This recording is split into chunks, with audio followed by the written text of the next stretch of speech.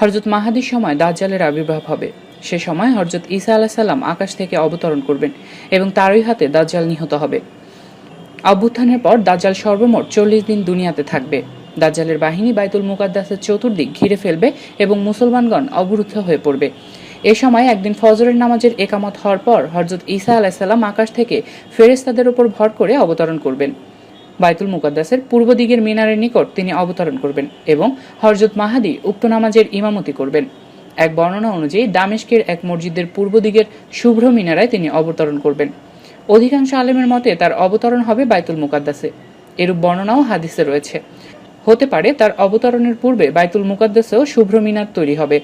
আবার বাইতুল মুকাদ্দাস এলাকাকে ভৌগোলিকভাবে দামেস্কের অন্তর্ভুক্ত বলা যায়। তাহলে দুই বর্ণনায় কোনো বৈপরীত্য থাকে না। নামাজের পর হযরত ঈসা আলাইহিস সালাম হাতে ছোট একটা বর্শা নিয়ে বের হবেন। তাকে দেখে দাজ্জাল পলায়ন করতে আরম্ভ করবে। হযরত ঈসা আলাইহিস সালাম তার পত্রদাপন করবেন এবং লুদ নামক স্থানের প্রবেশদ্বারে গিয়ে তাকে নাগালে পেয়ে বর্শার আঘাতে তাকে মেরে ফেলবেন। মুসলমানদের আকীদা অনুযায়ী হযরত ঈসা আলাইহিস সালামকে আল্লাহ তাআলা সশরীরে আসমানে উঠিয়ে নেন। তিনি স্বাভাবিক মৃত্যুবরণও করেননি, কিংবা ইয়াহুদিরা তাকে শুলে চড়িয়ে হত্যাও করতে পারেনি। তিনি আকাশে জীবিত আছেন।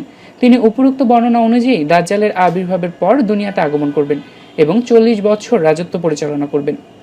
তারপর ইন্তেকাল করবেন। তাকে আমাদের নবী করিম সাল্লাল্লাহু আলাইহি সাল্লামের পাশেই দাফন করা হবে। হযরত ঈসা আলাইহিস সালাম নবী হিসেবে আগমন করবেন না, বরং আমাদের নবী হযরত নবী করিম সাল্লাল্লাহু আলাইহি সাল্লামের উম্মত হিসেবে আগমন করবেন এবং এই শরীয়ত অনুযায়ী তিনি জীবনযাপন ও খেলাফত পরিচালনা করবেন।